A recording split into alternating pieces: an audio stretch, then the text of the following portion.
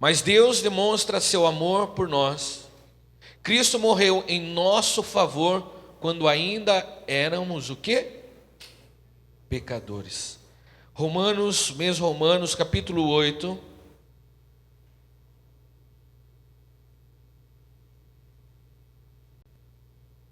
Verso 35. Quem nos separará do amor de Cristo? Será a tribulação, ou a angústia, ou a perseguição, ou a fome, ou nudez, ou perigo, ou espada? Como está escrito, por amor de ti enfrentamos a morte todos os dias. Somos considerados como ovelhas destinadas ao matadouro. Amém? Glórias a Deus. Você pode se assentar em nome de Jesus. Queridos, nessa manhã nós vamos falar, eu gostaria de falar de algo, o tema da mensagem nossa é o amor, a verdadeira marca do cristão. Quando nós falamos de amor, quando falamos a respeito de amar ao próximo, o amor que Deus espera que nós venhamos a desprender na nossa vida, Ele não fala de um amor forçado, Ele não fala de um amor que nasce no ser humano, que nasce por si mesmo, que brota no coração, um cara que odiava tudo e de repente ele passa a amar, porque ele decidiu amar. O amor não é prerrogativa humana, o amor não surge no coração do homem por um desenvolvimento em querer amar. O amor é algo que Deus coloca no coração do homem, e o homem exercita tal amor. Eu não tenho dúvida que Deus, na sua essência e em todo o seu poder, Deus ele nos criou à sua imagem e semelhança e colocou amor dentro do nosso coração. Deus acrescentou amor no nosso coração. Deus colocou sobre a nossa vida amor. E nós sabemos fazer bem isso. Nós sabemos amar. Nós sabemos amar porque nós fazemos de tudo pelo nosso filho. Nós fazemos de tudo pela esposa, a esposa faz de tudo pelo marido. Nós fazemos de tudo por algo, quando amamos a profissão, nós damos tudo da nossa vida nesse amor, porque nós amamos aquilo. O homem entende o que é o amor, mas o homem entende aquele amor, muitas vezes, que é para si, que auto-beneficia, um amor que o traz, em outras palavras, o traz retorno. Um amor que não é desprendido da parte dele porque ele simplesmente ama. Ele está na expectativa de receber esse amor de volta. Ele ama porque ele entende, e ele até leu o versículo e fala que nós devemos amar uns aos outros, mas nós conseguimos amar aquilo que os nossos olhos veem. Nós conseguimos amar aquilo que nos é de bom grado. Porque a nossa vida, nós fomos criados dessa forma. Quando nós encontramos Jesus falando que nós deveríamos amar o nosso inimigo, isso é utopia no nosso mundo, no nosso sistema. Como nós podemos amar alguém que quer nos prejudicar? Pelo contrário, muitos oram pedindo para Deus, Senhor, que o Senhor derrube todos os meus inimigos, que os meus inimigos me vejam por cima. E nessa hora a gente fala, onde foi parar o amor?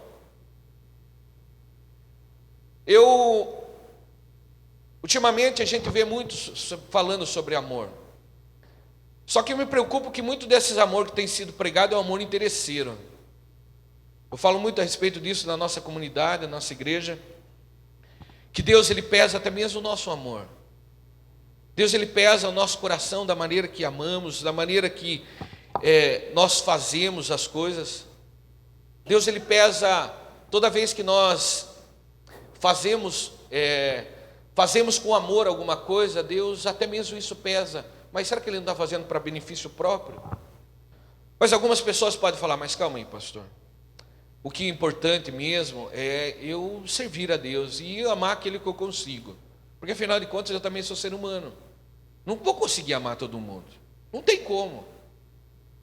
1 Coríntios capítulo 13, a partir do verso 1 diz assim: ainda que eu fale a língua dos anjos, dos homens e dos anjos, e se não tiver amor, serei como um sino que ressoa ou como um prato que retine.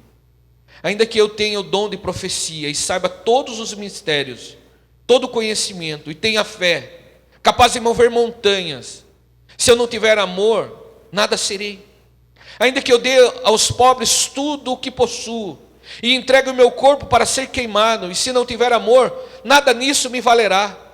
O amor é paciente, o amor é bondoso, não inveja, não se vangloria, não se orgulha, não maltrata, não procura seus interesses, não se ira facilmente, não guarda rancor.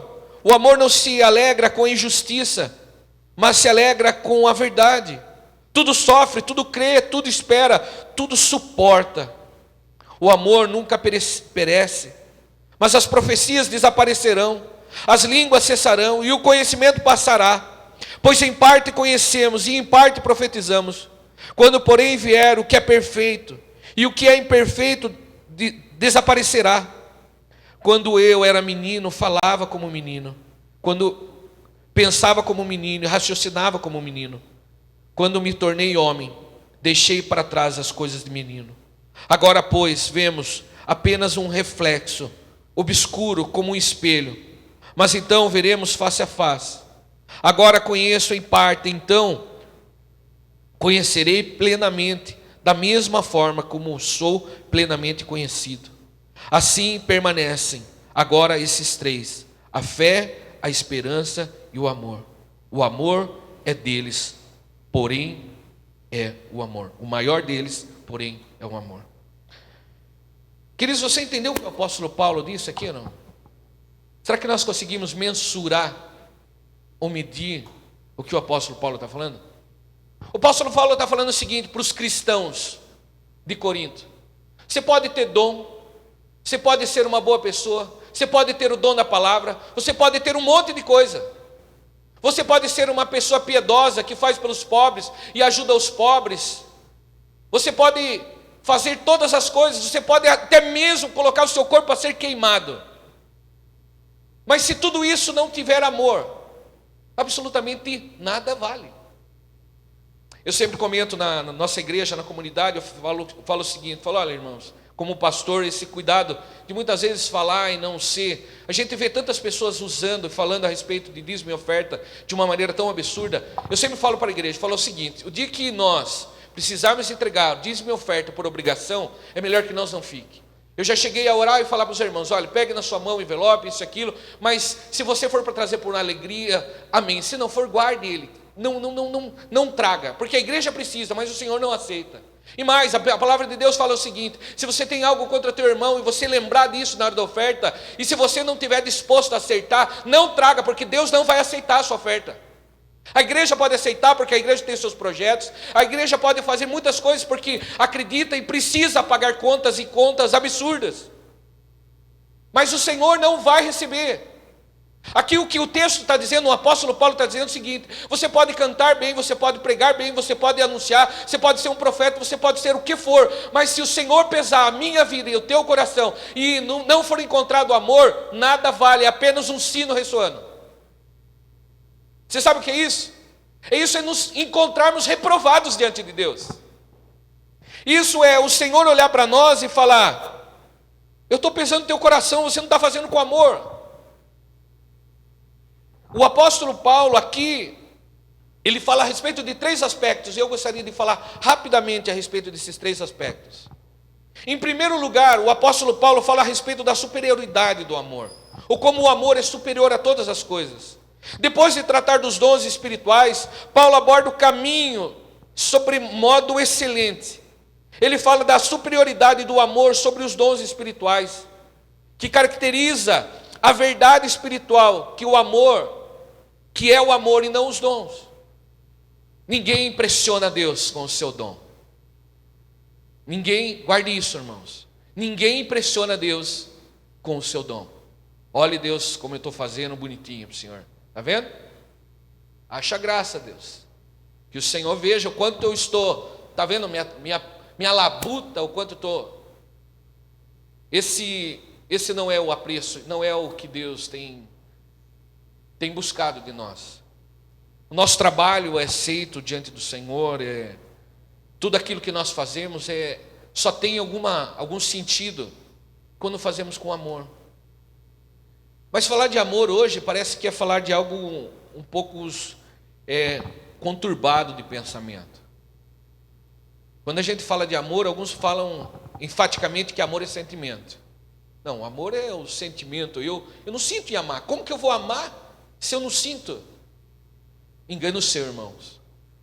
O amor é um mandamento. Deus exige que eu e você ame.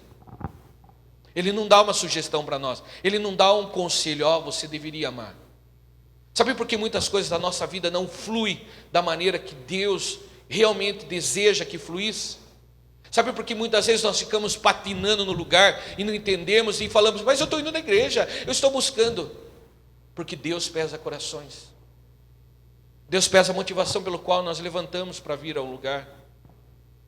Deus pesa todas as coisas. Deus pesa a maneira que nós servimos a Ele. Deus pesa aquilo que nós fazemos. Deus, sobre os seus olhos, estão abertos para ver todas as coisas. Deus conhece o mais íntimo do nosso coração. E quando nós olhamos disso, isso dificulta o nosso cristianismo. Quando a gente entende que nós servimos a um Deus de amor, que é longânimo e que ama, mas Ele exige daqueles que são seus, que também o amem, que façamos igual, que sejamos iguais a Ele. Afinal de contas, como diziam alguns, ser cristão é pequenos Cristo. Não, ser cristão não é ser pequeno Cristo, é ser o exemplo de Cristo, é ser o modelo, é ser o próprio Cristo, é ser a diferença. É as pessoas olharem e falarem, como as pessoas olhavam em Paulo e falavam, mas quando Paulo chegou a essa conclusão de que ele não mais vivia, Cristo vivia nele, não foi uma conclusão de orgulho que Paulo chegou. É que as pessoas viam que Paulo vivia para servir a Deus e para amar. E de repente, Paulo se convenceu disso, que ele não mais vivia. Quem hoje de nós podemos nos convencer que amamos com tanta verdade aquilo que Deus quer que nós amemos, que nós não vivemos mais, mas Cristo vive em nós? Quem de nós podemos dizer que o amor é superior a todas as coisas? Quem de nós podemos dizer que o dom de profecia vai passar, o dom de conhecimento, o dom de fé, o dom de contribuição, até mesmo o dom do martírio, de ser lançado, ter o seu corpo dilacerado? Sem o amor, os dons podem ser um festival de competições. Você percebe isso, irmãos? Que se não houver o amor como a primazia de todas as coisas, todos os demais dons podem ser uma competição. Olha, eu tenho esse, você tem o quê? Rapaz, você não está dando fruto, você não está fazendo, as coisas não acontecem na sua vida. Não, mas eu tenho o dom da palavra. Sem amor, mesmo ostentando os dons mais excelentes, como profecia, conhecimento e fé, nada seremos. Queridos, eu e você um dia fomos resgatados. Guarda isso no teu coração. Cristo um dia te alcançou, não para moldar você à sua vontade. Deus um dia olhou para mim e viu a minha mazela. Deus me alcançou, não para fazer com aquilo que eu queria que Ele fizesse na minha vida, mas Ele me alcançou para me fazer a mim a imagem e semelhança do seu Filho. Deus nos chamou para sermos diferença e referência, a sermos o casal, o exemplo, não se achar o exemplo, mas ser o exemplo das atitudes, ser o ministro comprometido que o Senhor quer, disposto a amar. Sem amor, as nossas ofertas são egoístas, o nosso trabalho é egoísta, apenas visando o engrandecimento da nossa glória, e não ao próximo. Sem amor, os nossos gestos mais extremos de abnegação, como o próprio martírio, para nós não aproveitar a nada. O amor dá sentimento à vida e direção à nossa caminhada. Você entende isso? Que o Senhor, quando o Senhor te resgatou, Ele quer dar um sentido para a sua caminhada. Hoje a minha pergunta para você é: qual o sentido da sua caminhada?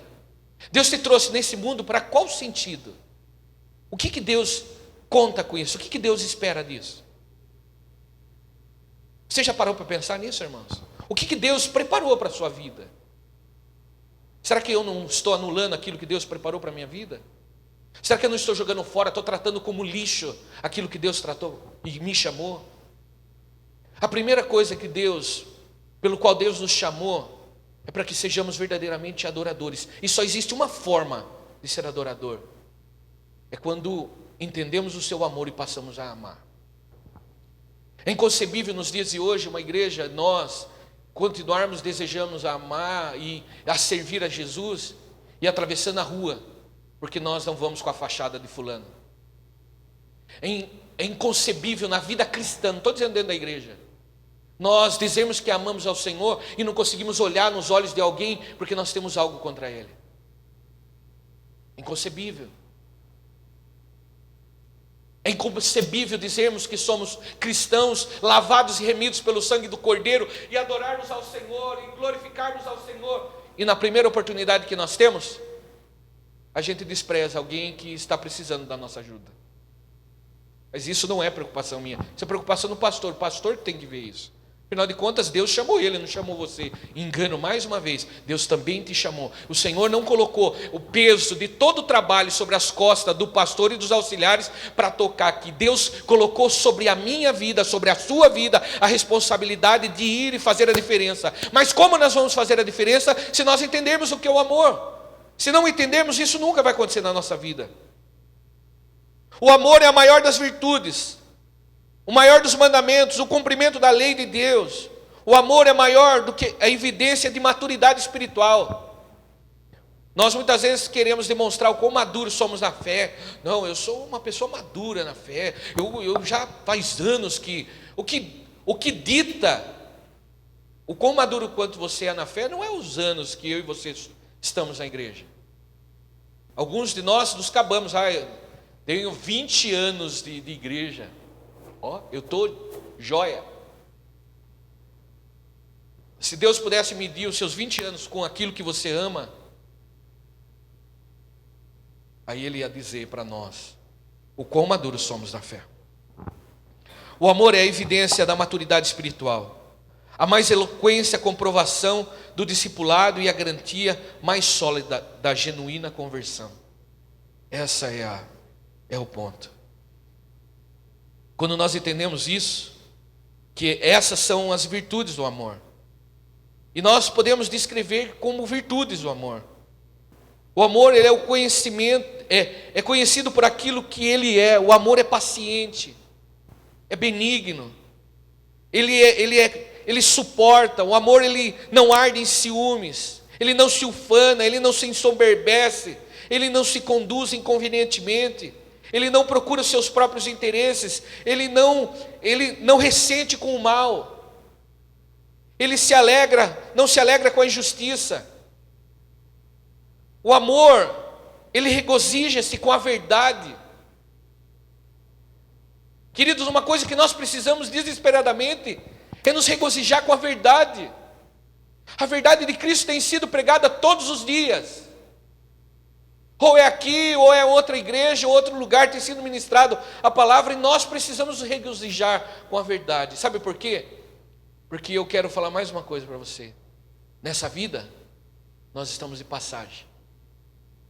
Passagem. Nós hoje podemos acreditar, não, mas eu tenho muitos anos pela frente ainda. Quem conhece? Quem pode contar os nossos dias? E se hoje o Senhor decidisse que nós não vamos chegar até a noite, o que você vai apresentar diante do Senhor?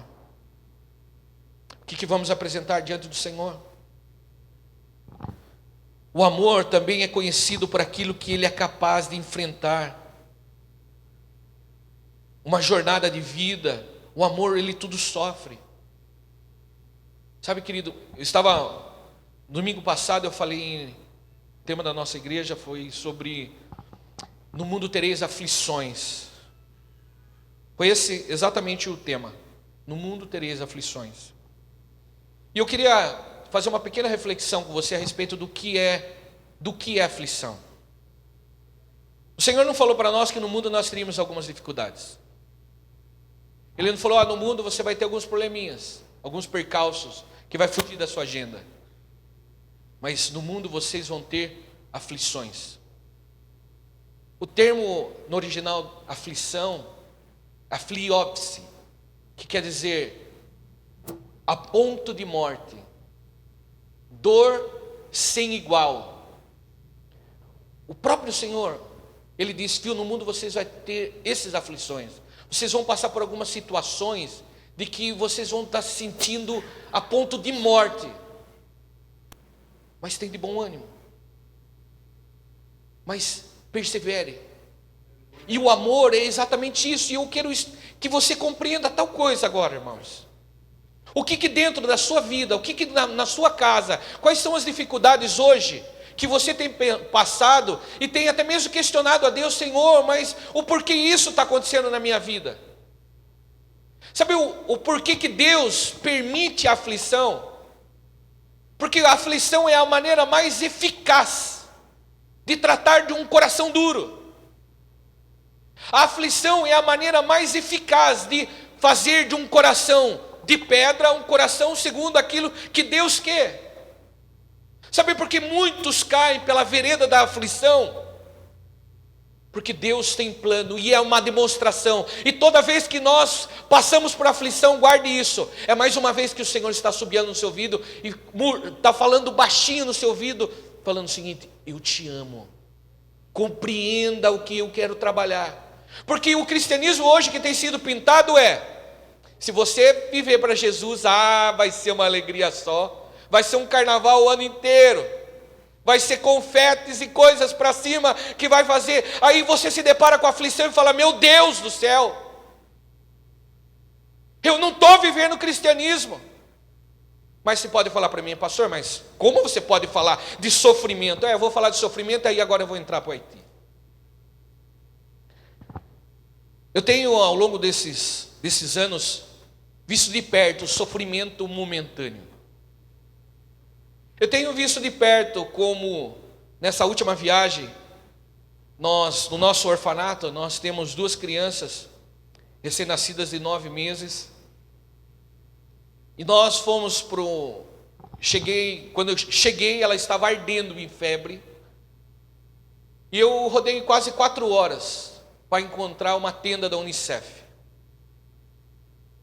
E nós encontramos uma tenda da Unicef, tinha alguns médicos argentino, cubano, peruano ali, algumas madres que cuidam estavam pegando. E quando eles pegaram essa criança, eles pegaram essa criança das nossas mãos com uma infecção generalizada.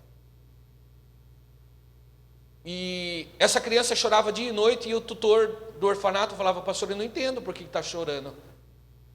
Uma mãe experiente, uma mãe que já teve seus filhos e agora assumindo e cuidando junto conosco no orfanato, ela falando: pastor, eu não entendo por que ela chora. E nós, porque Porto Príncipe estava passando por um período de política, e está tendo muita levante civil, guerra civil, vocês deviam ter visto até na televisão, estão incendiando lugares, e aquilo. Eu falei: eu não vou com 2 crianças doentes para Porto Príncipe. E nós ficamos a quase 4 horas de Porto Príncipe. Então eu ouvi falar de um lugar onde a Unicef estava, e eu saí caçar, junto com outro haitiano de caminhonete, nós saímos caçar aonde estava. E aí quando essa médica, a madre, pegou essa criança no colo, ela falou: a barriga dele toda está inchada. Se nós não fizermos algo agora, essa criança ela não aguenta mais 20 dias. Isso na mesma hora me veio no coração como Deus tem cuidado dessas crianças. Deus permitiu, esperou com que a gente chegasse para que desse o agravante, para que a gente pudesse resolver. E agora, semana retrasada, ela fez uma cirurgia e ela conseguiu tirar colocou alguns drenos na barriguinha por causa de uma doença que era da mãe que morreu, que deu à luz e que morreu, e que nós assumimos as crianças. E a criança começou a novamente a viver e a ter uma... Mas e contando isso e vendo isso, a gente pode falar: pastor, mas aqui nós encontramos direto esse tipo de coisa. Mas aqui sempre tem alguém, irmãos. Sempre tem alguém que está correndo, está fazendo a sua parte, está procurando fazer a sua parte. Mas somente O verdadeiro amor, como o pastor Gilson disse, vai começar a olhar por uma perspectiva onde eu não tenho nada a ver com essa história. Criança de 9 meses chorando é normal. Aqui a criança dá um gripinho, começou os olhinhos a encher de secremento, já corre para o hospital, já entra em desespero. Os médicos falaram que mais 15 dias aquela criança não sobrevivia. Aí você começa a andar ao redor da onde nós estamos, a gente começa a encontrar uma miséria profunda. Consegue encontrar alguns arbustos que a gente para no meio da estrada para fazer, quem sabe, as nossas necessidades, e se encontra vilarejos de pessoas que estão comendo terra. Pessoas que estão sofrendo de verdade. Eu não estou menosprezando o seu sofrimento, mas eu estou dizendo de alguma coisa, de algo que muitas vezes os nossos olhos não compreendem. Sofrendo porque alguém esqueceu. E Deus conta com pessoas. Aconteceu agora recentemente, eu até comentei com o pastor Gilson a respeito disso. Eu falei aos irmãos também a respeito de um poço que nós estávamos abrindo. Porque o nosso orfanato fica em cima da montanha, e ali em cima da montanha tem uma comunidade de quase 2.000 pessoas. E eles andavam ali cerca de quase 3 quilômetros para chegar num lugar, uma boca de poço, onde um homem fica do lado de um gradil, do lado contrário, e cobra como se fosse 30 centavos de dólares em dinheiro haitiano, para 5, 10 litros de água salobra, suja. E aí você passa com a caminhonete e você vê crianças, aquela montoeira de crianças, tudo esperando cair aquela água da torneira e jorrar para ali, para elas pularem no chão e lamberem como se fossem animais.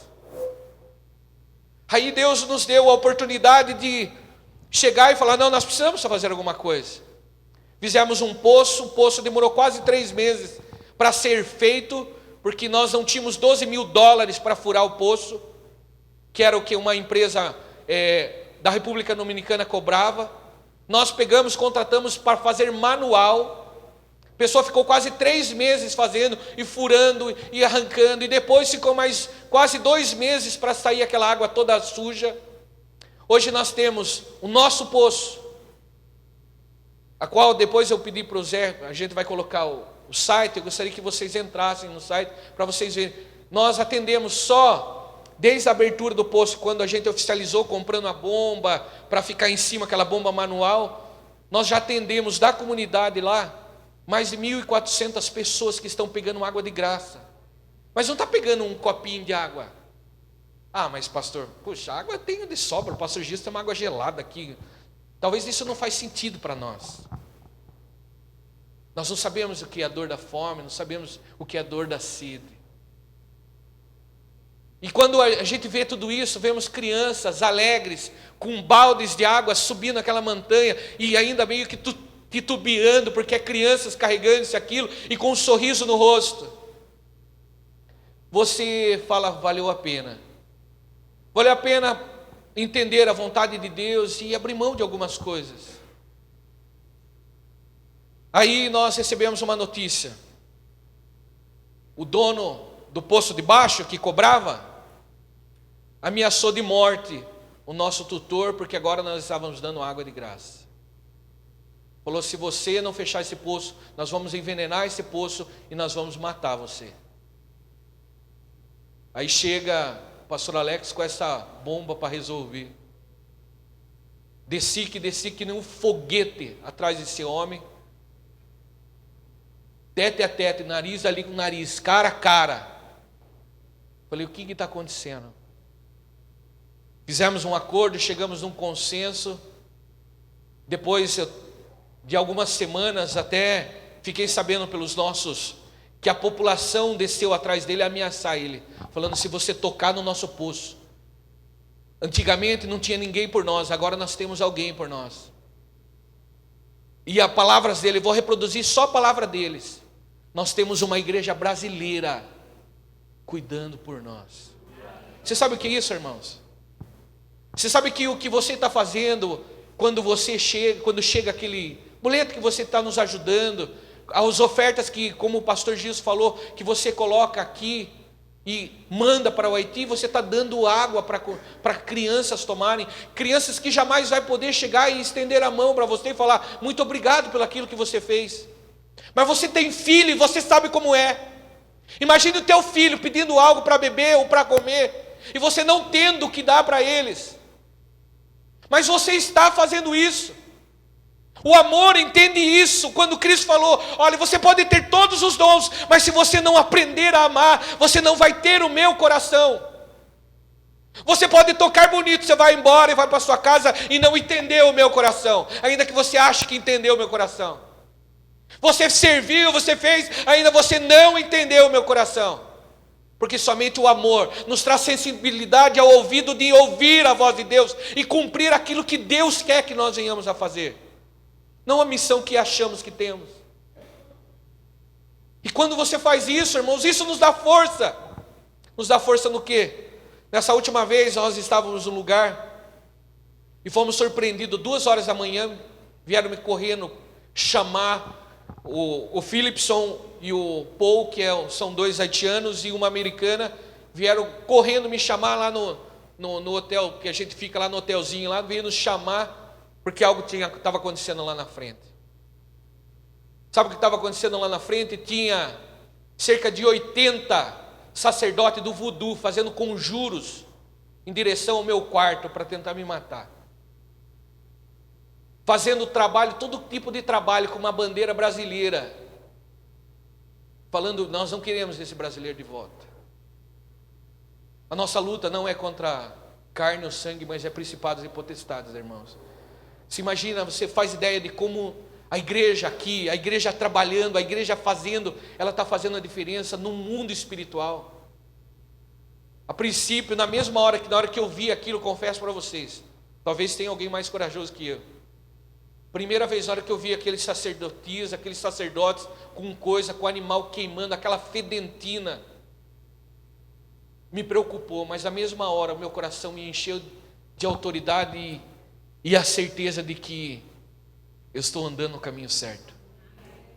Que a igreja, quando compreende o coração do Senhor, o Senhor não falou que ia ser tudo 1000 maravilhas, que talvez você tivesse uma afronta, mas que você deveria ter bom ânimo, que você teria algumas aflições de morte, mas que você deveria ter bom ânimo, porque quem tem absolutamente segurado e cuidado da sua vida, a sua vida não está sob o seu cuidado ou sobre a sua conta bancária, a sua vida está sob o cuidado de Deus, quer você reconheça tal coisa ou não. A sua vida é intocável, não por aquilo que você tem ou que você acha que tem, mas por aquilo que Deus é. Deus, em seu amor e infinita graça, tem nos mantido e nos segurado de pé. E Ele só fazer isso, não existe absolutamente nada que possa perseverar ou permanecer de pé na minha vida e na sua vida. Trazendo um relato, eu poderia falar mais algumas coisas, o nosso horário já acabou, mas fizemos uma festa de Natal às nossas crianças, uma festa, comemos junto, entregamos alguns presentes e fizemos uma coisa que as crianças nunca tiveram. Nós reunimos no nosso programa, como os irmãos sabem, mas se alguém está nos visitando ou pela primeira vez me ouve falar, nós temos 2 trabalhos no Haiti. O primeiro, nós temos um orfanato que hoje atende entre adultos e crianças, são 32 crianças, mais alguns adultos, o total dá 58, sempre aparece algum a mais para comer lá, fica na casa de 60, que no nosso orfanato atende diariamente, cuida. Essas crianças são tutoriadas por nós. Agora minha ida para o Haiti em dezembro foi para legalizar e trazer, porque muitas pessoas têm chegado para mim e falam, pastor, eu quero adotar uma criança.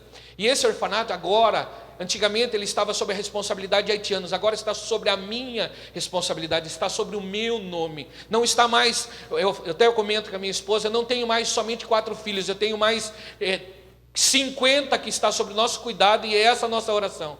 A oração do almoço agora não é mais pelos 4, mas é mais por esses também.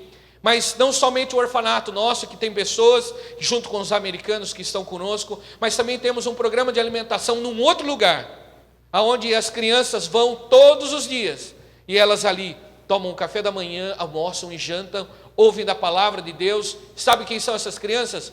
98% da população haitiana é adepto do voodoo, porque o voodoo se mistura com a cultura e muitos acreditam que o voodoo não é uma religião, mas é uma cultura. Então, muitos acreditam, estão dentro da igreja e acreditando ainda que servir ao voodoo é servir à cultura. E nós temos lutado com isso, temos trabalhado com isso, não para mexer na cultura deles, mas para mostrar que a manipulação espiritual, mexer com o sobrenatural, isso é feitiçaria. E nossas crianças, essas 250 que são atendidas no programa de alimentação, todas elas são ou filhos ou netos de sacerdotes do voodoo. Mas 98% das nossas crianças confessaram Jesus Cristo como Senhor e Salvador da sua vida. Por isso o pastor Gilson falou, olha, daqui a alguns anos, esses cristãos vão crescer, vão ser a diferença e vão fazer a diferença naquela nação. Hoje a gente trabalha de uma maneira sorrateira, mas não muito sorrateiro. Sorrateiro no ensinar para não pegar pesado, mas todo pai que permite, que consegue, como eu falei aos irmãos, eu tenho todos os dias atendimento para essas crianças, ensino bíblico, comida e todas essas coisas, mas eu tenho quase todos os dias 30 pais batendo no meu portão falando, por favor, cadastre o meu filho, eu não quero comida, eu quero que você dê comida para o meu filho. Sabe qual tem sido a minha resposta? Eu não consigo mais. Seu filho precisa voltar, não tenho mais comida, não tenho mais como fazer com ele, não posso trazer para dentro. Todo tempo que eu estou lá é tempo de alegria, mas é tempo de choro e angústia na minha alma, porque eu não consigo fazer aquilo. E que passa fome não é um bairro, não é uma periferia, não é uma favela, é a nação. Você está andando pelo caminho, eles estão pedindo, pelo amor de Deus, alguma coisa para comer. E quando eles sabem que um lugar existe comida, existe isso e aquilo, estão lá. Por favor, eu posso entrar? Deixa o meu filho, hoje não está tendo. E é assim que nós temos sido. Eu tenho um alvo, um propósito, algo que eu coloquei diante de Deus. Falei, Senhor, se for da tua vontade, amém. Se não for, eu tenho me contentado com isso. Mas eu sei que o meu coração ainda precisa ser amenizado em algumas coisas, em algumas dores. Mas o meu propósito até o final do ano é não atender só 250. Eu tenho orado e tenho pedido a Deus, tenho conversado com alguns amigos, divulgado em algumas igrejas. O nosso propósito até o final do ano é ter recolhido 1000 crianças para se alimentar. Isso corresponde a quase 70% da comunidade aonde nós servimos. E o nosso alvo é pegar toda a comunidade e começar por crianças. E mais do que isso, ontem eu recebi um telefonema de depois que o nosso site for no ar, se puder colocar o site, por favor. Depois que o nosso site for por ar e a gente começou a divulgar algumas coisas, tenho recebido e-mails de americanos, canadenses, franceses, de vários lugares, e alguns são unânimes em falar o seguinte: somos médicos e queremos ir, somos médicos e queremos ir, somos médicos, dentistas, somos fisioterapeutas e queremos ir. E o desejo nosso agora, uma meta que nós colocamos, além dessas 1000, os Estados Unidos lançou o desafio e nós vamos lutar para isso. A gente quer colocar uma clínica, alugar um local, colocar macas, colocar as coisas para que os médicos possam vir e atender toda a comunidade. Hoje o atendimento dessas pessoas acontece pelos Médicos Sem Fronteira uma vez por ano. E a gente quer a cada 3 meses médicos virem de todos os lugares, Brasil, Canadá, Estados Unidos, para a gente atender a população lá. Não somente dar a comida, mas cuidar delas, porque muitas delas têm morrido de desnutrição. Crianças enormes, eu já falei aos irmãos, crianças enormes, magrinha, com barrigas enormes, muitas vezes com bichos saindo do umbigo, irmãos. Coisas que os nossos olhos talvez falem, eu não quero nem ver, sabe, pastor, que senão eu não durmo. Esse tem sido o nosso site, aqui tem alguns, você pode entrar, tem o site americano, se você entrar no contato, vai ter lá também o site americano, e está mostrando, e lá eles já estão falando, já estão divulgando esse novo desafio da gente construir essa clínica médica para atender. Hoje algumas pessoas olham e falam, puxa, mas essas crianças parecem que são bem tratadas. São bem tratadas porque nós temos lutado aqui. Sabe por quê? Porque quando nós chegamos lá e começamos esse trabalho, a April, americana, texana, começou esse trabalho. Essas crianças, sabe como ela começou? Ela entrou no vilarejo e viu as crianças comendo folha de bananeira. Folha de bananeira, porque não dá tempo nem da banana amadurecer. Eles estavam comendo folha de bananeira. Ela falou, eu não tenho como fechar os olhos para isso. E aí está. Entra no nosso site, quero te convidar a entrar no nosso site e ver todos os projetos, trabalhos. Já temos atualizado algumas fotos, alguns da última viagem. para que você veja, irmãos, até mesmo no nosso Facebook, Magic Beans Brasil, você entra no Facebook, você vai ver bastante notícias, informações de como está, tem a loja que você pode nos ajudar.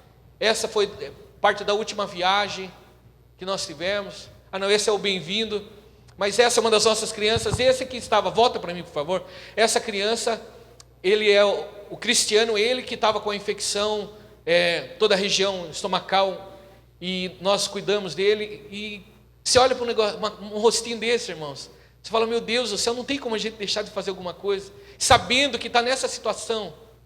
Então, a gente tem que lutar por isso, e eu só tenho, essa igreja hoje, não é porque eu estou aqui, mas essa igreja hoje tem sido conhecida não somente no Haiti, mas nos Estados Unidos, porque, inclusive agora em abril, a nossa fundadora vai vir para o Brasil.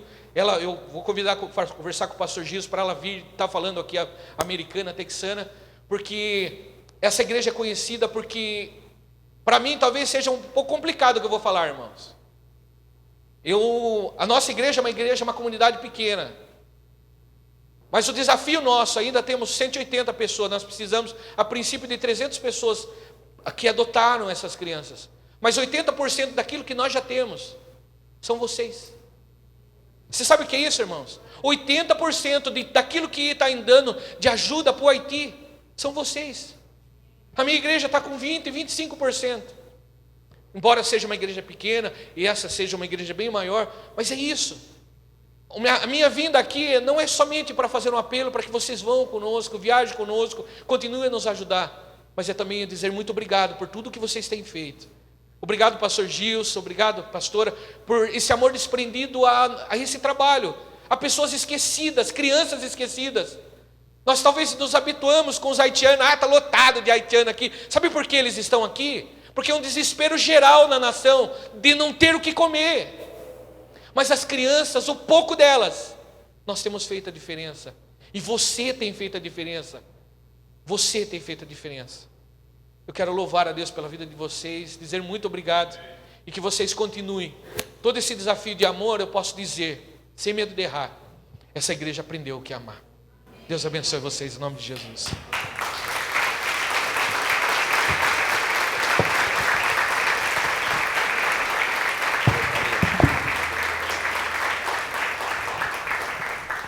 Bem, fique de pé.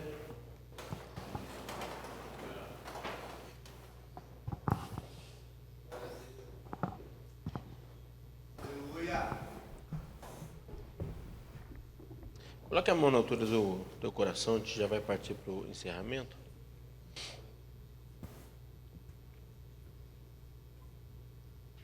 E lembre-se que alguém está contando com você, viu? E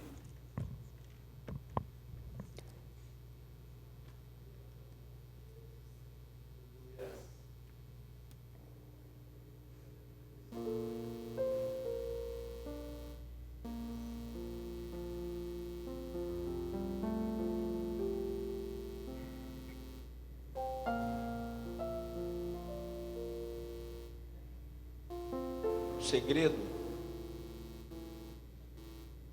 a essência da coisa,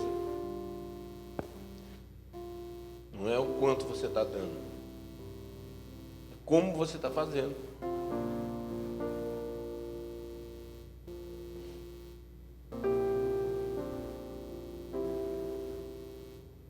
Entende isso?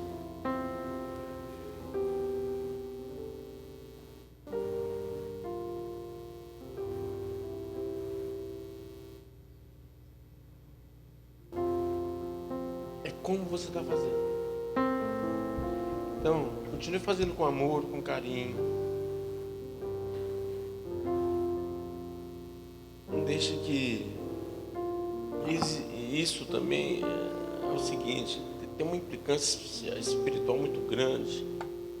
Eu tenho tido a liberdade de falar isso com vocês, porque eu lido com pessoas inteligentes.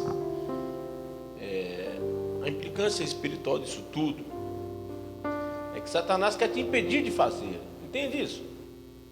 Não é quantidade, pude dar 10 mil. Não é isso que eu estou te falando. É nós fazermos. O segredo está em você fazer. Não deixe de fazer. Você não pode ajudar com 70 reais para ajudar uma criança, mas você pode com 5. Não deixe. Todo terceiro domingo você para. Traga. Ajude. Quando você fizer, você está demonstrando que você tem Cristo na tua vida. Tem Cristo.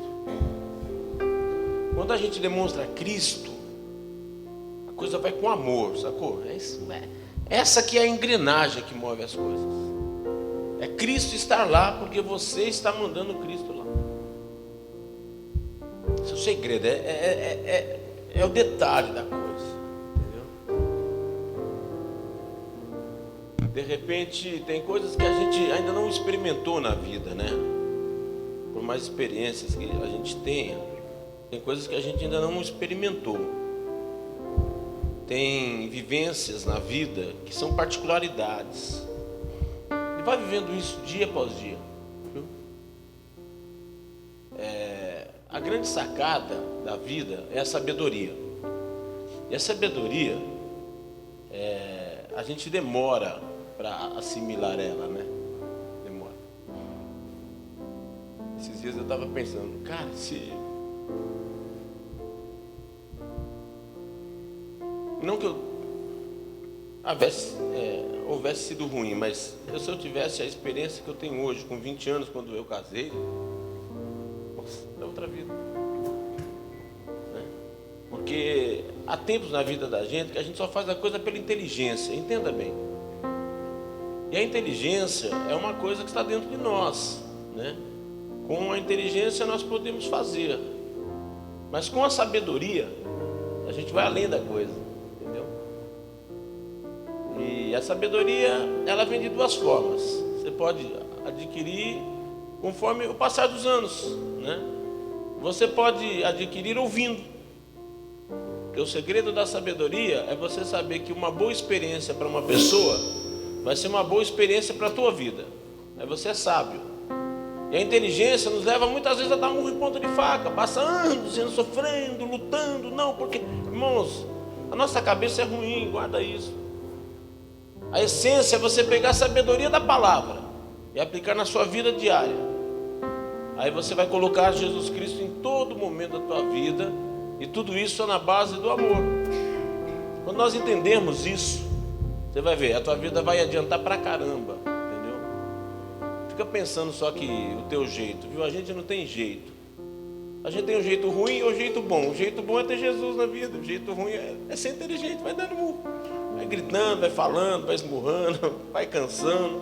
Até que tem gente que cansa na vida, desiste. Senta e fala assim, não tem mais jeito. Tem jeito, só você sabe. E o segredo da sabedoria, nesta manhã que eu queria que você levasse para você. Coloque o amor do Senhor sobre a tua vida. Lá no Velho Testamento manda você colar na testa da criança, entre os olhos dela. Quando ela cresce, ela vai saber o caminho que deve andar. E nós que já estamos adultos, aprendemos esse caminho. É o caminho do amor. É o caminho de olhar e fazer o que as pessoas não fazem. Se preocupar com as coisas que as pessoas não se preocupam. E olhar a vida de um jeito que as pessoas não sabem olhar. Sabe por quê? As pessoas estão preocupadas consigo mesmo. E isso, acho que estava conversando com a Miriam ontem à noite em casa, a gente batendo papo. O tempo que ela não me bate, né, com pó de macarrão, a gente conversa um pouquinho, né, tá certo? E estava falando para ela, falei, Miriam, hoje, Satanás, ele tem agido de uma forma muito bruta na mentalidade da pessoa. E você sacou que quando você põe a cabeça para funcionar dentro da palavra de Deus, a coisa vira. A coisa vira. E o que ele está tentando fazer é isso, trazer uma venda nos olhos para que nós não enxerguemos. Comece a enxergar melhor as coisas, viu? Somos um povo abençoado, vamos ser mais abençoados ainda, viu? Porque a essência dessa comunidade é amar aqueles que a gente não conhece, amar aqueles... Porque o segredo começa em amar quem está do teu lado. Isso que eu falo para você. Esse ano nós seremos samaritanos. Vamos se preocupar com as pessoas. Pare, ajude. Faça o diferencial. Não seja apenas Eu abomino essa palavra, mas tem que usar. Crente. Pessoa que aqui dentro se transforma, né? se transveste. Seja um bom samaritano. Cuide dos teus amigos. Existem pessoas aí fora que só você vai poder ajudar. Você vai parar, você vai ajudar. E por esses dias eu vou estar ministrando sobre isso ainda. E o segredo está aí. É ser o samaritano. É isso que Jesus está esperando da gente. Viu? Porque sacerdote e levita está cheio. Só trabalha na hora que eles estão no turno. E o samaritano trabalha a qualquer momento, porque ele se preocupa com as pessoas. E essas crianças, nós já estamos sendo um bom samaritano para elas, estamos se preocupando com elas lá. E tenho certeza que aquele país vai mudar. Vai mudar. Até a volta de Jesus, a semente vai brotar lá, já está brotando. Viu? Porque tem alguém plantando. E as tuas mãos vão ser abençoadas por isso.